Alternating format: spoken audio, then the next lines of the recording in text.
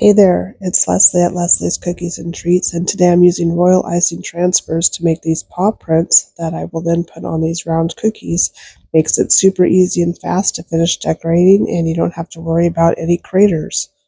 So I found an image of a paw print on Canva, and I printed it out in multiple times across my paper, and I'm just going to outline them and flood them in with royal icing in about a 15 to 20-second consistency.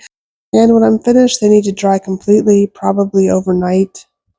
The drying time is going to be different depending on where you live and how much humidity you have in the air.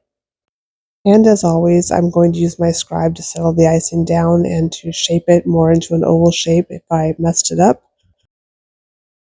And then I let them dry. Now that they're dry, I can just pop them right off of my sheet protector and place them on my cookie to see where I like them to go. And then just attach them with a little bit of royal icing. It's that simple. Anyway, I hope you liked this quick tutorial on how to use royal icing transfers to make these cute paw print cookies. I did another video that I decorated them up with Christmas lights to make it a positively wonderful Christmas cookie. So you could do all kinds of things with these. Anyway, thank you so much for watching. I have new cookie tutorials all the time, so please be sure to hit that like and subscribe button. Bye!